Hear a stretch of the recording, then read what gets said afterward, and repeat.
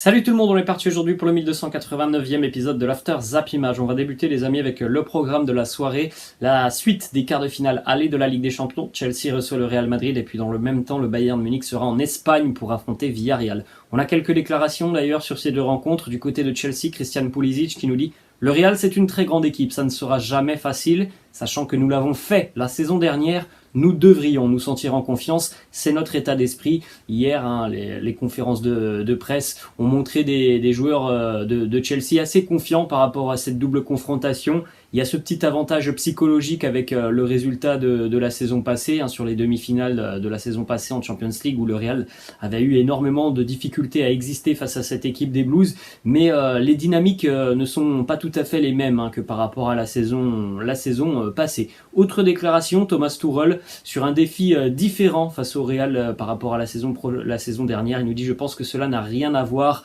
avec le match de la saison dernière. Honnêtement, je ne l'ai pas regardé dans la préparation de cette rencontre. Nous n'avons pas regardé les matchs de l'année dernière. Voilà, c'est plus tout à fait la même chose, même s'il y a toujours ce petit avantage psychologique pour les Blues. En ce qui concerne le Real Madrid, deux déclarations de Thibaut Courtois, qui était le seul représentant du Real présent en conférence de presse hier, puisque Carlo Ancelotti est touché par le Covid. Thibaut Courtois qui nous dit: on ne peut pas gagner la Ligue des Champions sans Karim, c'est notre leader, il est très important, et l'avoir facilite les choses, je pense qu'on est tous conscients de ça.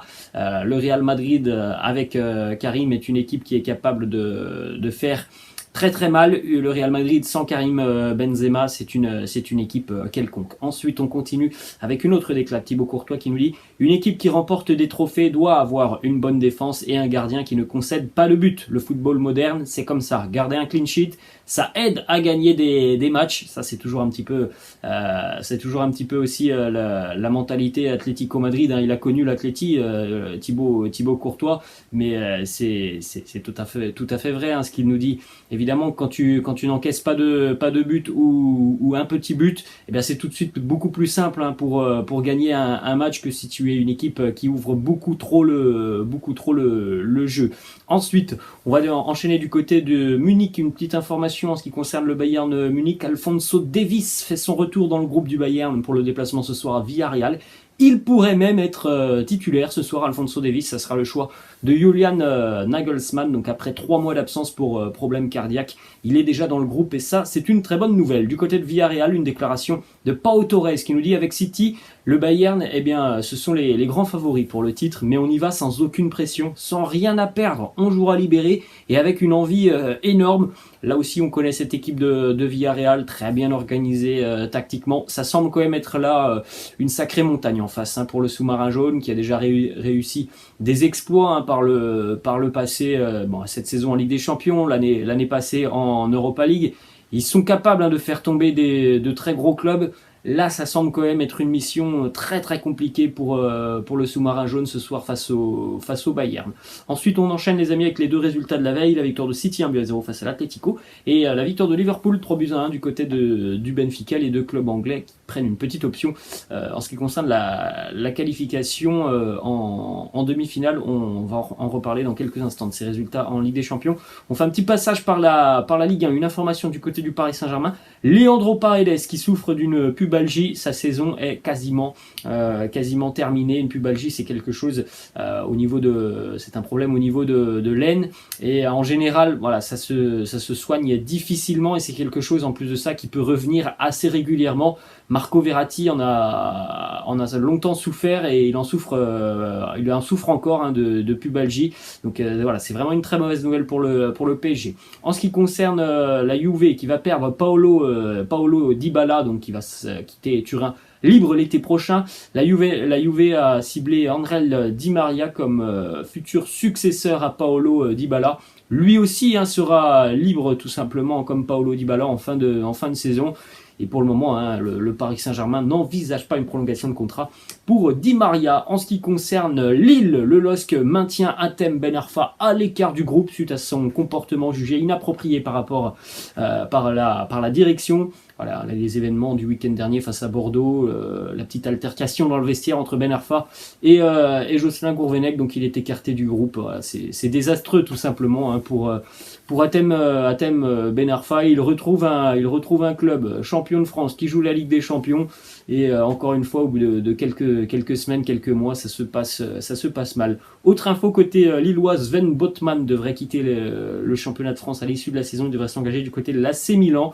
Transfert évalué à peu près 30 millions d'euros. Je pense qu'on aura vraisemblablement pas mal de départs côté lillois à l'issue de la saison. On poursuit les amis donc en Ligue des Champions, la victoire de Manchester City 1-0 hier face à l'Atlético Madrid. Kevin De Bruyne qui a trouvé la clé et la faille dans cette défense très très resserrée de l'Atlético Madrid, hein, on en avait parlé hier et bon, de toute façon il faut pas être surpris de voir l'Atlético jouer comme ça. Hein. On sait très bien que l'Atleti va se positionner comme ça, donc il n'y a pas de surprise à avoir. Bref, victoire 1-0, Kevin De Bruyne 70e minute, bien servi par le bon ballon de Phil Foden, hein, qui a d'ailleurs fait une très bonne entrée. Phil Foden, il était entré en jeu quelques minutes auparavant. Kevin De Bruyne évidemment a été élu homme du match hein, dans un match complètement dominé et maîtrisé par les Sky Blues, même s'il n'y a pas 50 occasions franches pour Manchester City. En même temps, en face, hein, c'est l'Atlético. Le match a été totalement maîtrisé parce que l'Atleti, en revanche, là, n'a aucune occasion. Et quand on dit aucune, c'est rien du tout. Zéro. Pas une frappe pour l'Atlético hier. Dans les matchs importants, Kevin De Bruyne hein, qui répond toujours ou très régulièrement présent. Hein, regardez, souvent buteur hein, lors des matchs à élimination directe. Le Real, Lyon, Dortmund, le PSG, l'Atlético. C'est un homme de grand match. Kevin De Bruyne, on l'a dit, la bonne entrée de Phil Foden qui entre à la 68e. Le premier ballon touché par Phil Foden, c'est une passe décisive pour Kevin De Bruyne. Et puis après, hein, pour les 20 dernières minutes de cette rencontre, il a aussi mis le feu hein, dans la défense de l'Atlético. En ce qui concerne Phil Foden, une très très belle année pour lui avec les Sky Blues. Il était impliqué sur 20 buts cette saison avec City, 35 matchs, 11 buts, 9 passes décisives et donc 2 petites minutes hier pour offrir la passe D à Kevin De Bruyne. On regarde donc les amis des images et quelques statistiques aussi hein, sur la prestation de l'Atlético hier.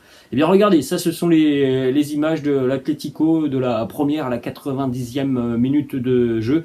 11 joueurs ou allez 10 parfois derrière le ballon et un joueur qui se trouvait devant le ballon. Bref, voilà, faut pas être surpris, on le sait hein, que l'Atlético va jouer comme ça. Donc il y a des gens qui sont offusqués sur les réseaux sociaux.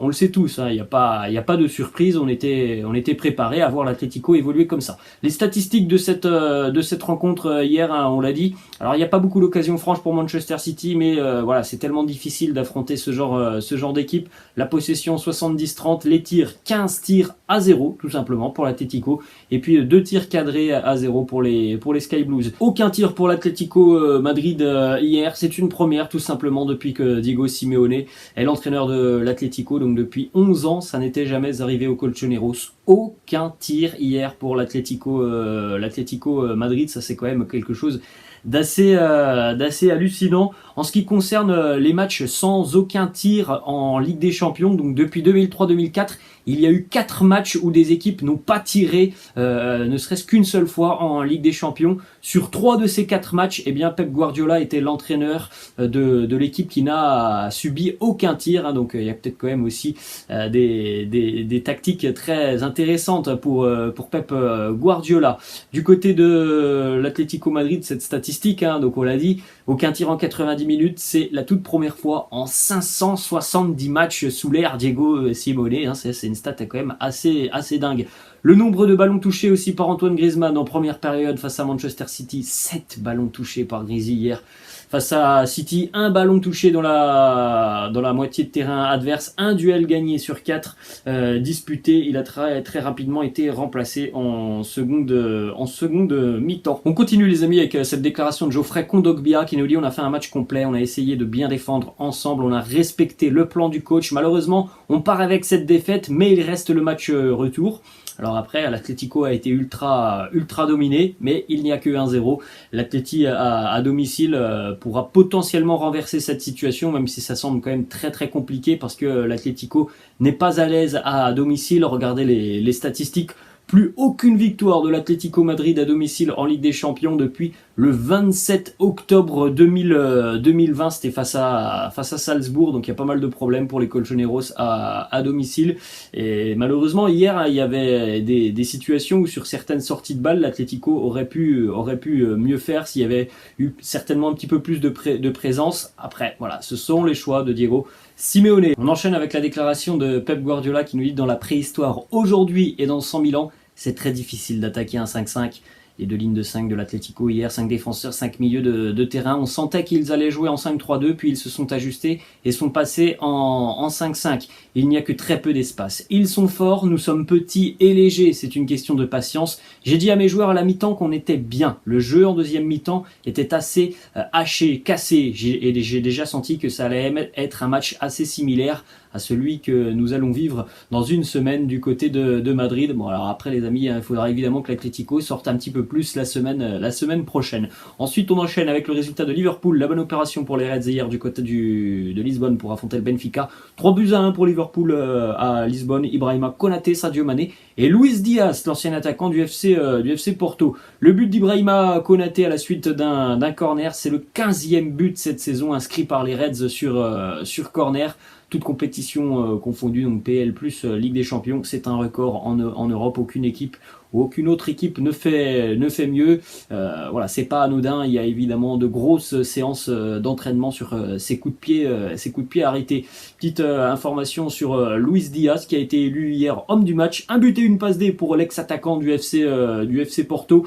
Ça a été un match encore une fois où il a pu bénéficier aussi de pas mal de ballons en profondeur, de sa vitesse, de sa puissance. Luis Diaz d'ailleurs hier il a reçu pas mal de projectiles de spectateurs du Benfica après son but notamment, mais aussi après la remise du trophée d'homme du match. Pas mal de briquets qui ont été lancés sur Luis Diaz, ancien joueur du FC Porto. En ce qui concerne Sadio Mané, encore une fois un but important et décisif dans les phases à élimination directe de la Champions League. 13 buts pour Sadio Mané en phase éliminatoire de la Ligue des Champions depuis donc le retour de Liverpool dans la compétition.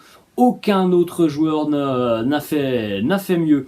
On regarde aussi ces stats sur le danger qui peut arriver de partout du côté Liverpool. 20 buteurs différents cette saison, toute compétition confondue pour les Reds de Liverpool. Les stats aussi à l'extérieur, Liverpool est imprenable en Ligue des Champions. C'est que des victoires pour les Reds à Porto, à l'Atlético, à Milan, face à l'Inter, face au Benfica.